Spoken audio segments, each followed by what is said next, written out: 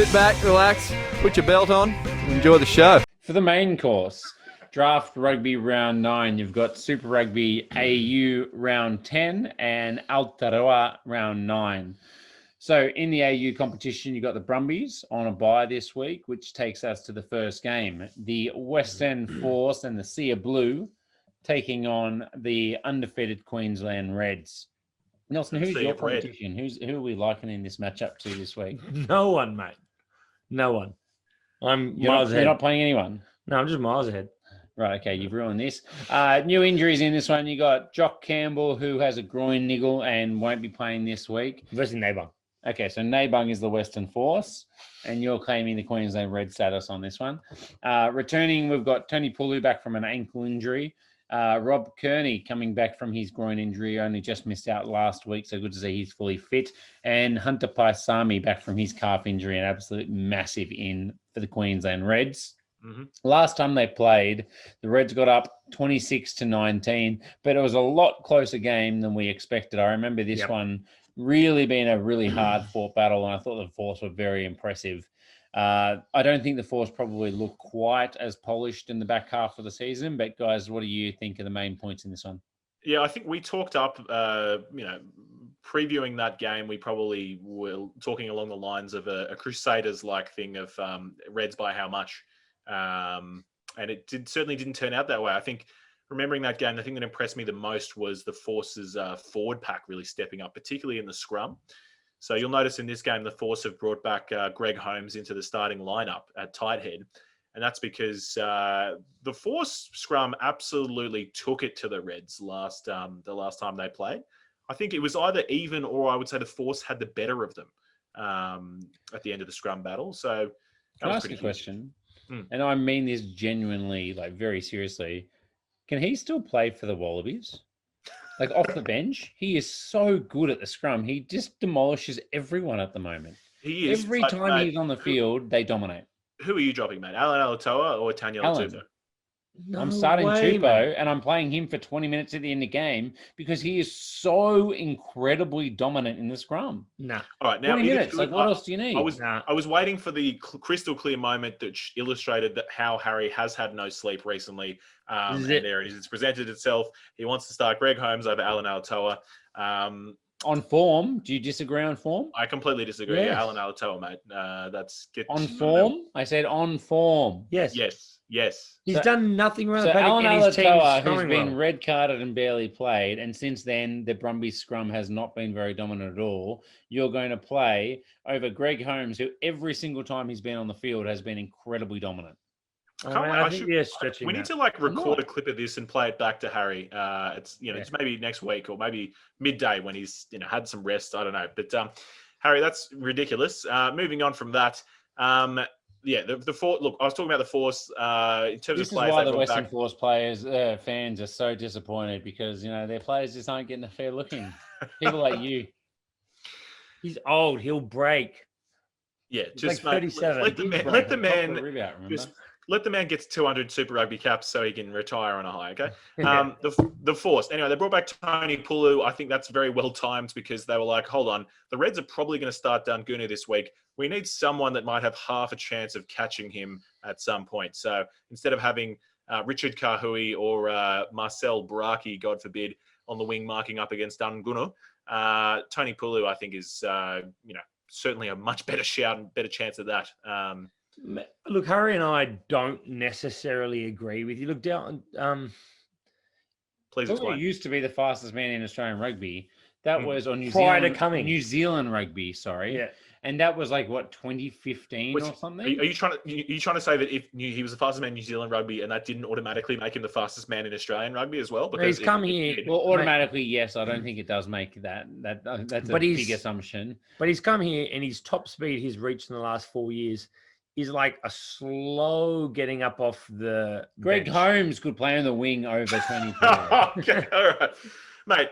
I'll take a Tony Pulu with 3 knee constructions over bloody Richard Kahui or Marcel Baraki in running the 100, mate. Okay.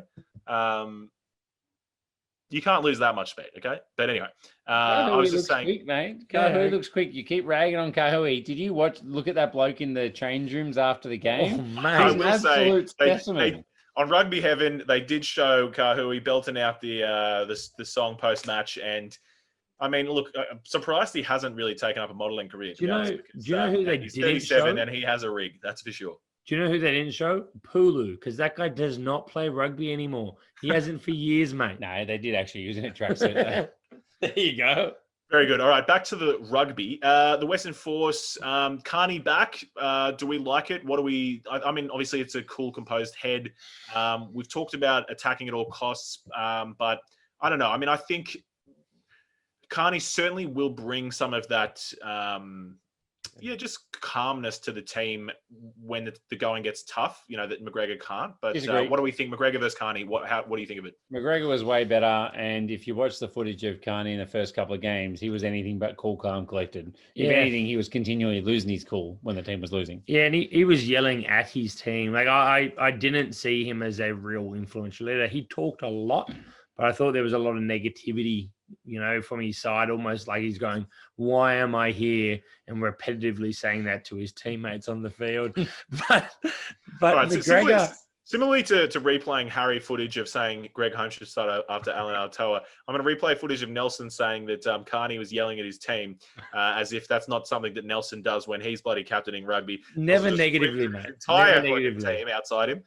Mainly Nelson screaming, "Give me the ball," because he's been I say that, but also screaming at them about everything else. But it's good to see you guys have just completely disillusioned. But anyway, the Force team. Look, let's talk about a man who has certainly been hard done by. I think we'll all agree on this one. But Fergus Lee Warner, it's pretty rough putting him to the bench. I think. Look, certainly Thrush and Tamani have been great, but I would think even if they really want to give Tim Anstey a go at 6, and I agree, you probably can't play. You can't fit Fergus Lee Warner and Tim Anstey in the back row together. But one of them should play lock then. You know what I mean? Have Thrush or Tamani, one of them starting, one of them on the bench, and then put Fergus Lee in as the other lock. He's played more of his career at lock, I think, than 6 for the Force so far. But I think he's certainly hard done by just because Anstey got the Wallabies call up and then he's been given all the game time. So don't get me wrong, love Anstey, but what do you guys think about that? Look, my preference would probably be Old Man Thrush and Old Man Tamani get to share their time. They get 40 minutes each, so they can just throw 100% at it. To be honest, you start Tamani, and when he gets tired, you put Thrush on. Okay, they don't even need to share time. You start Tamani. Look, I mean, Harry's just brought up a pretty great thing here. Do you want to talk about it? Yeah, so, you talked about Fergus Lee Warner at lock, and we were wondering if he was a little bit too small in some of our past conversations. He's literally the exact same height as Jeremy Thrush. They're both 1.98 meters tall. So I 100% agree with what you're saying. Fergus Lee Warner should be starting over Thrush. I think Tamani's been probably the dominant physical presence that they need. And Thrush, as an experienced head, should come close the game out when the game slows down a little bit and there's a little 100%. bit more space. It makes no sense to me whatsoever. Fergus Lee Warner was their best forward last year and has been one of their best forwards again this year. The craziness that is this hype train that is generally in social media at the moment. Tim Anstey's been one of the nominations for the Rugby Australian Super Rugby Player of the Year. The bloke started like one game. It's literally all been just what people tweet. And they were saying that Fraser McWright isn't even on that list of people you could vote for MVP. How about we start a campaign, boys? Let's just pick any player. It doesn't have to be a big name, preferably not a big name, and we just start talking him up relentlessly on Twitter until we can get him on that nomination form. No, I reckon it's actually worth a shout, and I reckon it'll work. This has been proven to me at Waratahs games in the past few years. You know, they put up on the screen, they like text in for man of the match. And it's literally whoever has the biggest family gets to man of the match. That's literally how it matter. But no, I think that's a good. Yeah. Or Parisi. We could do Parisi, but he's missed. He's already on the list. He's missed half the year. But yeah, I think Fergus Lee Warner definitely should be starting, rounding that out. And I think you're right. Thrush should come on. It's nice to have someone with a bit of niggle to round out the game. And whilst I really don't want to compare him to Luke Romano, he would kind of fit that Luke Romano role of coming on and just crunching people. You know, just putting that doubt in the other team's mind of, oh, crap, this guy's coming on the last 20 minutes to just annihilate me and I'm already tired. So, I think we all agree for that one. All right, the Force, before we get on to the Reds, the Force, what are the Force got to do? to like what can they do? I think certainly they're going to concentrate on winning up front, set piece. But what else can they do, guys? I think they've just got to score more Pray, points. Harry, pray. I think they've got to score more points. I don't think it's that complicated, mate. No, Cool. look, All right. Well, that's all we want to talk about with the happen. Force. So let's move on to the Reds. Okay, look, I think the Western Force line defense is really, really good. So I think the Reds. No, you disagree? Like they've been exceptional all the way through in their line defense. They've been good. They're not. I don't think they're close to being the best necessarily in Australian rugby at the moment. Okay, completely disagree. I think their rolling maul is very Rebels good, are and I better. think their line defense has been really, really good as well. Their problem is how they defend in open play and phase play through the middle of the field, where the Reds have a lot of attacking weapons. So that's the first one. I think their lineout sucks as well, so I think that's a real opportunity for the Reds to attack off that platform. You'll start looking for players, like you said, Dungunu off the inside ball, off a lineout or scrum or something like that as well, and I think that's probably where the real threat is. On top of that, they need to find a way to score points. Nelson said rightly, they need to score more points than the Reds to win. Well, how the hell do they do that? Because That's the I'm quality not content really people have come sure. to expect from our podcast right there. Yeah, that's the kind of insights. So Godwin's been good as a link man without breaking the line. Kurandrani, again, he straightened up hard a few times last week, but again, Had a great game. not really breaking the line. What are they hoping for? Olawafella is their answer to try and win this game. Like I don't see how their backline scores a whole lot of points. Definitely not more than the Reds. So to me that means that you're looking for spark from Anstey or maybe Katu'u, Nelson's favorite player. Maybe like a Tamani has to actually barge over the line from close. But I don't know. Their forwards are going to have an almighty shift to win this game, I think. And look, one of my points was I think Kurandrani's really let them down last week, the last couple of weeks. Also, I think he let them down defensively on the weekend. I don't think he was very good. He made 5 from 7 attempts, but he just didn't really seem to be much of a threat with the ball, without the ball as well. Everyone's saying the opposite to you, mate. They said how well he played. I think it's rubbish. They were talking about him as potentially the man of the match. He was shit. What did he do? Last week he had a great game, but that is also This week? That's also in comparison to all his other games, which he was awful in. So, Mate, he made a couple. He can either make a couple tackle busts, or he can make a couple tackles. He cannot do both of them. That's So what you're he's saying he's Rugby Australia's man of the year? Yeah, probably. very good. Well, let's move on to the Reds. The Reds know Suliasi Vunivalu, Wallabies starting winger and World Rugby Player of the Year 2022. Heard it here first. Or Jock Campbell. Neither of them for the Reds.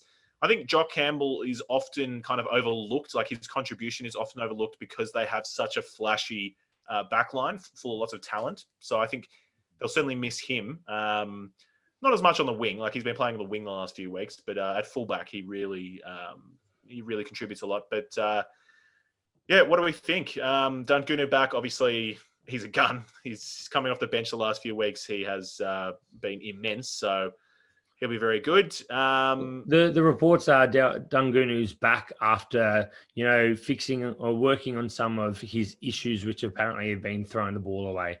That's been what Thorne's come out and said. Why he's entered himself back into that starting side? Oh well, that can only be good for fantasy managers if Brad Thorne said never throw the ball away, always hold on to it. Then You're telling me Brad Thorne's rationale for dropping Dungunu was benching him because he throws the ball away, but in the same time, he's starting Geordie Pataya over him. Yeah, that is wild. Who has been the worst player in the competition for throwing the ball away. 100%. But Geordie Pataya has the most potential of any human Harry, that's not my logic. That was Thorne's logic. Oh, I'm not taking it out on you. I just think Thorne is just... All right, but to round that point out, honestly, for fantasy managers, that's great news because Dungunu will probably look like you're playing like a Rugby 03 game or something where he'll just turn around and run backwards and forwards and then just, run the whole field. So that'll be really good. Liam Wright, that's the other big one in this game. I think they're going for the knockout blow. Liam Wright back starting. Angus Scott-Young, they're like, he's been really, really good. We don't want to lose him. You know what? Let's just slot him into lock then. Why not? We probably...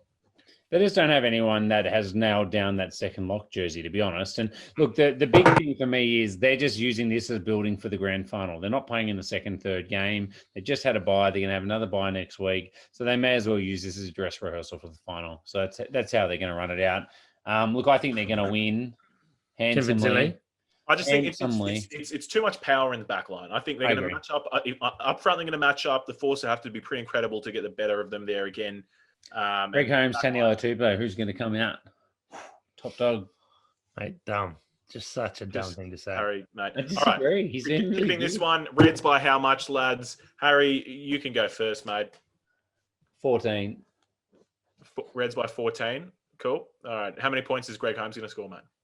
0, but Yeah, one good. in my heart. Okay. Nels, Reds by. 18. Oh, we've gone big, boys. Jesus, last game was only 5. I don't care, mate. All right, Reds by 20. Just to It's round actually it. 7.